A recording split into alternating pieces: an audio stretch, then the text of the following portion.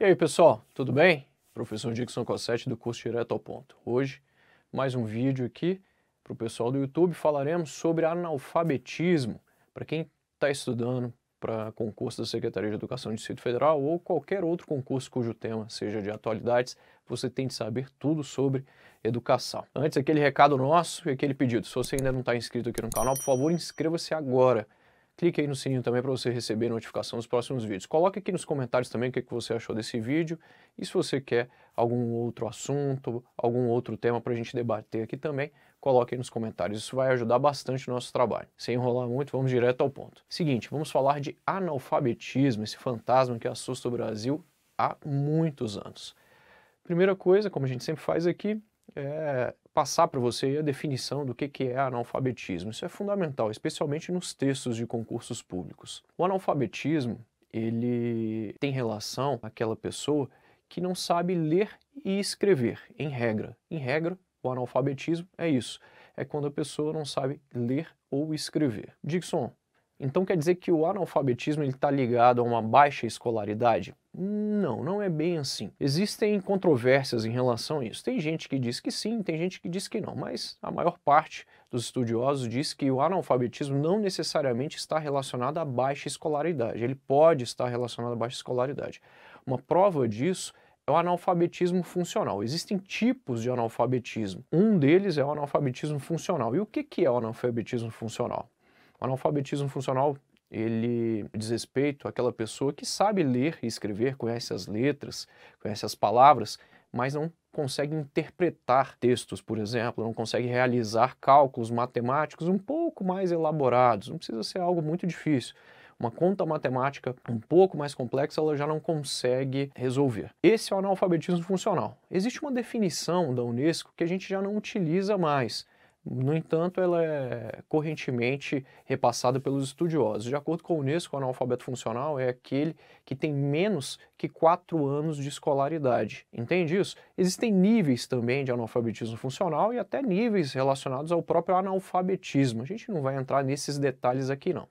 Então perceba que o analfabetismo ele está ligado à pessoa que não sabe ler nem escrever, mas não necessariamente está ligado a uma baixa escolaridade. Em boa parte das vezes pode estar, mas não necessariamente. O analfabetismo está ligado, na verdade, àquela pessoa que não tem instrução para desempenhar determinada atividade, para fazer alguma coisa. Então, como eu dei o exemplo aqui, é o analfabetismo funcional. Existem pessoas que, por exemplo, são formadas, têm nível superior, têm uma formação, mas essa pessoa tem uma grande dificuldade de interpretar aquilo que lê. Ela consegue ler sim, consegue escrever, mas ela não consegue interpretar bem isso. E, infelizmente, esse também é um grande problema no Brasil, a quantidade de analfabetos funcionais. Alguns estudos dizem que a gente pode ter cerca de 50% da população brasileira de analfabetos funcionais. É um dado trágico, mas a gente não tem tanta certeza em relação a isso, porque é muito difícil a gente categorizar essas pesquisas em relação a toda a população brasileira. A gente teria de fazer uma série de provas aí para toda a população. Então, isso são estimativas. Em relação ao analfabetismo, voltando aqui, como eu te falei, está ligado então a uma baixa capacidade da pessoa em termos de conhecimento para desempenhar determinada atividade. Existem tipos de analfabetismo, como o analfabetismo funcional, que eu já ressaltei, mas a gente tem, por exemplo, o analfabetismo político, que é aquela pessoa que não se interessa por política, ela sequer sabe quem administra a cidade, ela não tem conhecimento, por exemplo, das políticas que são utilizadas pelo Estado para fazer a administração da sociedade. Existe também o analfabeto digital, é aquele que não conhece nada de tecnologia, ele não consegue, por exemplo, operar um computador, ele não sabe o que é a internet, ele é um cara totalmente desconectado e ele não faz a mínima noção do que são esses elementos tecnológicos. Dito isso, importa a gente agora falar sobre algumas taxas relacionadas ao analfabetismo. De acordo com o IBGE, o último levantamento que a gente tem é que cerca de 9 a 10% da população brasileira é analfabeta. Dixon, isso é muita gente, é bastante gente mesmo. Chega a ser, por exemplo, 11 milhões de pessoas no Brasil que são analfabetas, que não sabem sequer ler ou escrever. É muita gente. E isso, evidentemente, tem reflexos na sociedade. Se a gente pegar, por exemplo, dados relacionados aos nossos estudantes, os estudantes não são analfabetos, mas isso é muito importante para a gente verificar a qualidade da educação no Brasil. Como a gente vai falar de analfabetismo, a gente tem de falar da educação no Brasil. E, infelizmente, a educação atravessa um momento crítico, não é de agora, faz muitos anos. Mas se a gente pegar aí as últimas décadas, a gente viu que realmente na última década especificamente o Brasil ele sofreu muito com a educação. Ah, mas eu vi, de acordo com alguns dados do próprio IBGE, que nós conseguimos reduzir o analfabetismo no Brasil e o analfabetismo funcional. Sim, isso é verdade. Isso é uma grande verdade. No entanto, a condição da educação, o nível da educação no Brasil, de acordo com os dados, diminuiu bastante. Então a gente tem aqui uma relação direta com o nível de analfabetismo da sociedade e com o nível de escolarização dos alunos. Isso reflete, evidentemente, no nível de escolarização dos alunos e vice-versa. Em face dessas observações, é importante a gente analisar os últimos dados do PISA, que é o Programa Internacional de Avaliação de Estudantes. É um programa tocado aí pelo próprio MEC, Ministério da Educação no Brasil, que tem por objetivo fazer ali uma avaliação dos estudantes brasileiros com menos de 15 anos e fazer uma confrontação dos dados, dos resultados que os estudantes com menos de 15 anos de outros países têm. E, infelizmente, o Brasil ocupa aí as últimas posições. Em 2020, por exemplo, o Brasil ocupou a posição de número 56. Mais ou menos ali uns 76 países fazem o PISA. E o Brasil ocupa a posição de número 56. Está bem abaixo, você concorda comigo? Inclusive, a gente perde para vários países aqui da América do Sul. Países que têm uma condição socioeconômica que não é tão boa quanto a do Brasil.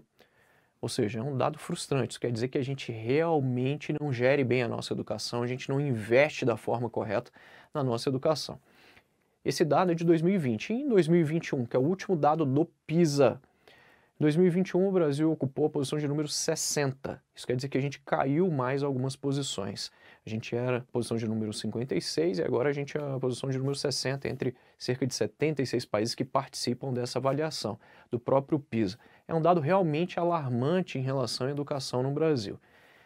Dixon, entendi aí essa relação que você fez do analfabetismo com a educação no Brasil, mas eu quero saber quais são as causas do analfabetismo. E aí isso tem a ver diretamente com a condição da educação no Brasil. Foi por isso que eu fiz essas considerações sobre a educação. Quais são as causas do analfabetismo? São várias, a gente pode falar aqui uma série delas.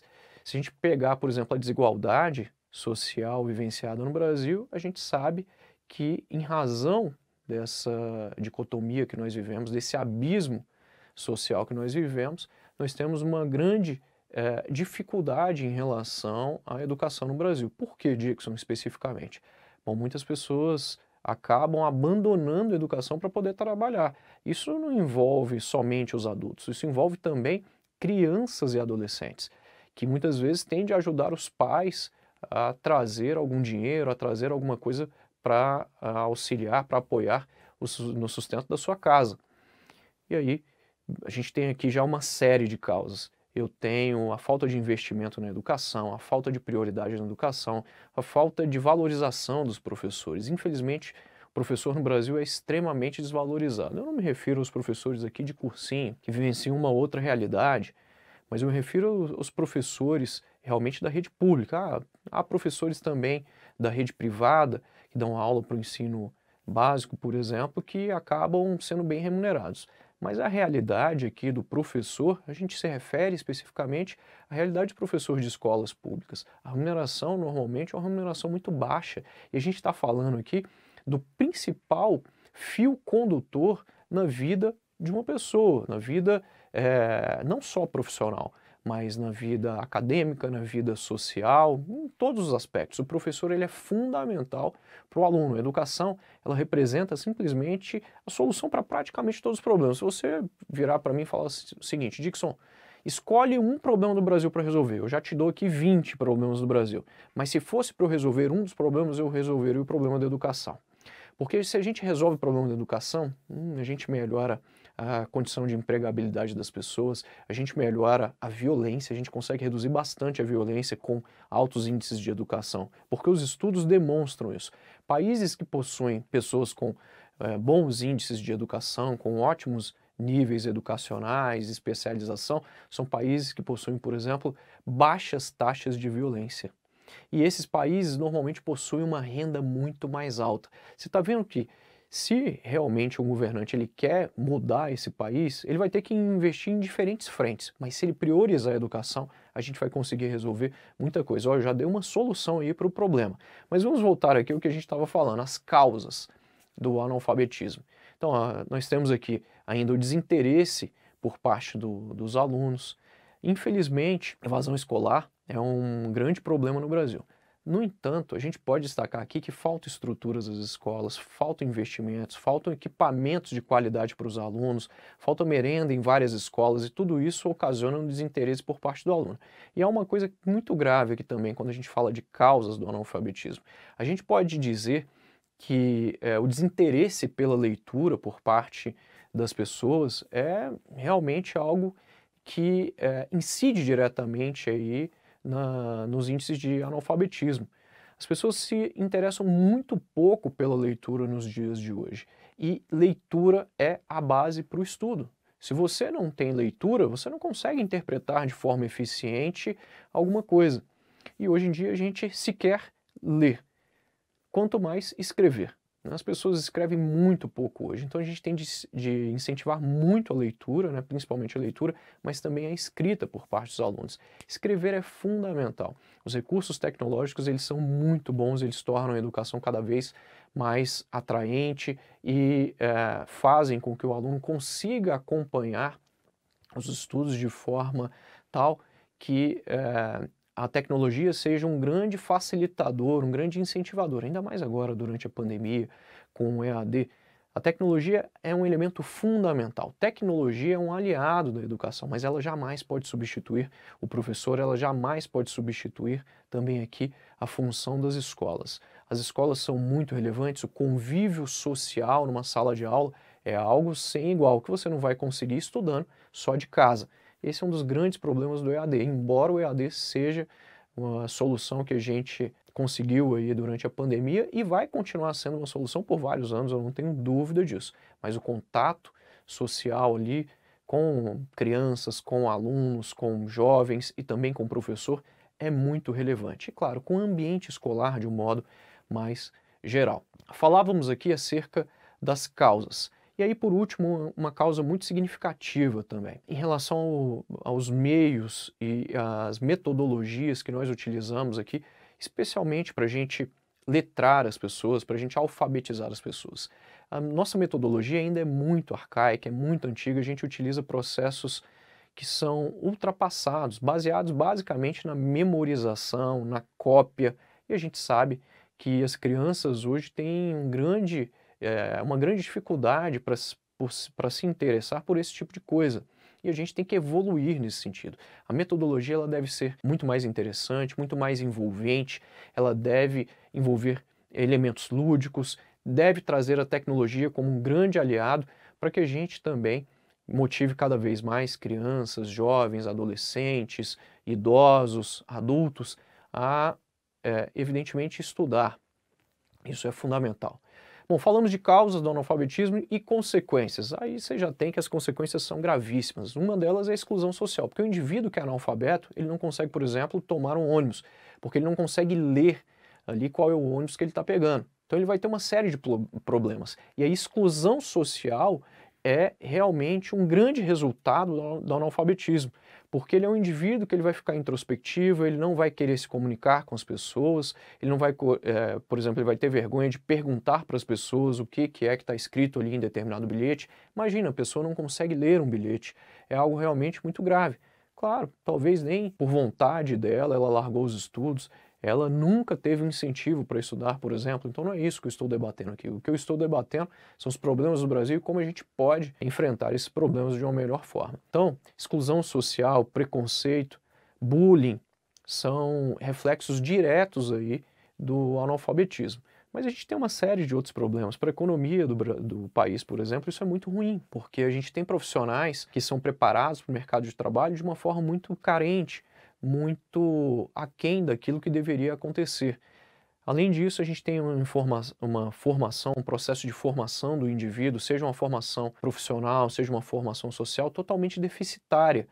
Ou seja, não só a pessoa perde com aquilo, mas o país perde muito com aquilo. Há um verdadeiro atraso socioeconômico por parte do país. Ou seja, quando uma pessoa ela não consegue uma posição de trabalho adequada, essa pessoa ela vai precisar do auxílio do Estado ali para sobreviver.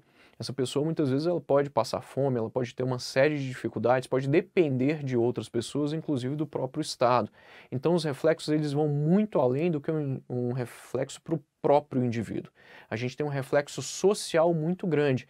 E aí, obviamente, que isso tudo pode aumentar a desigualdade social, a fome, a pobreza, a violência e vários outros aspectos que estão diretamente relacionados a este fato. Dixon, entendi tudo isso que você falou, há um contexto um pouco mais profundo em cima dessa questão de analfabetismo no Brasil. Mas como a gente pode melhorar? Como a gente pode reduzir os níveis de analfabetismo, melhorar a educação no Brasil? Bom, existem inúmeras propostas, evidentemente, mas investir mais em educação é fundamental. Infelizmente, nos últimos governos, especialmente neste último governo, né, sobretudo neste último governo, a educação sofreu muito com isso. A gente tem de investir mais e mais em educação. A gente tem de fortalecer cada vez mais o setor da educação no Brasil. Claro que isso aqui não tem a ver só com investimentos do governo, mas as empresas privadas são grandes responsáveis por isso. A internet é fundamental nesse processo.